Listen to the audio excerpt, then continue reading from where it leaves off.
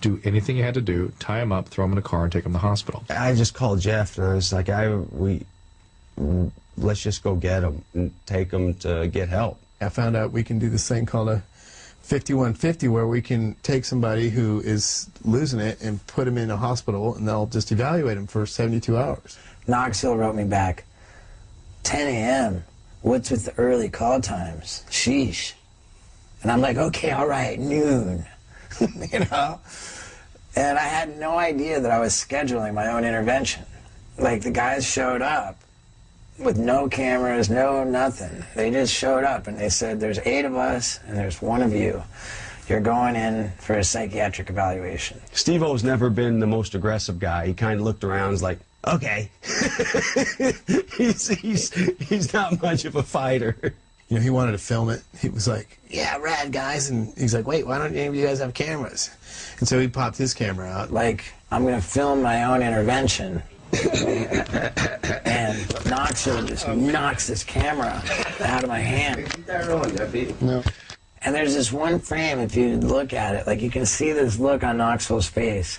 Everyone's seen him in such incredible agony, but he's never had such a pained look on his face that I've ever seen, except in that one shot.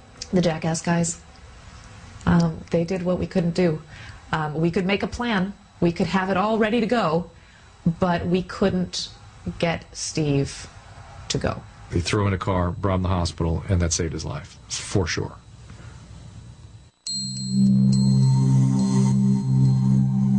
The day of my intervention, I went to the psychiatric ward. When I showed up at the psych ward, it was for a 72-hour hold. But when they saw the emails I'd been writing, it was like, okay, that's 2 weeks. And then he came to us. That was at Cedars. Then he came over to Las Encinas and came into treatment. I stayed there for 30 days.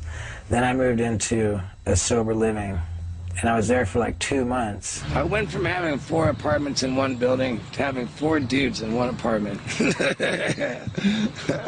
In the very beginning, when I was first getting sober, the video camera still kind of kept me sane. I'm Steve-O, and I'm going to attempt to put a shoestring in one nostril and pull it out the other.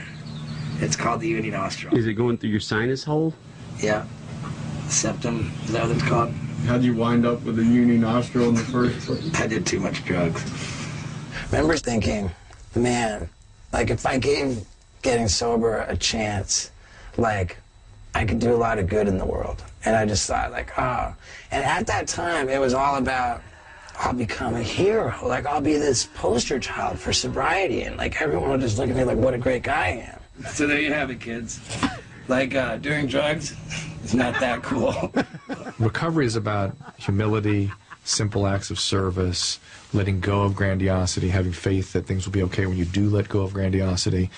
And the fact that he hadn't quite turned over his second and third steps the way he should, you know, suggested his recovery was still somewhat shaky. This is where I live. I don't know how lively I am today. After 3 months had gone by, my world crashed around me, and I was like, I don't want to live, you know, like, I just felt like this worthless, horrible person. And so at that point, I checked myself into another loony bin, and I was in there for 3 weeks. And it was at that point when I really realized, like, wait a second, like, I'm not getting sober for the benefit of the world at large. Like, I'm getting sober because I desperately needed to create a new history, that I was not cool with being that person that I had turned into. He showed an amazing willingness when he finally got with it. Can you take a cream? Whipped cream now, I'm addicted to nitrous oxide. That's when I put down the camera for a few months and just got focused on recovery. He was totally accepting of the rehab then, and he was a completely different person. He really, he just forged on and followed direction and did what he was supposed to do. Very remarkable, unusual, and why he's alive. Once I really got into my head that I was getting sober for myself, then things started to improve.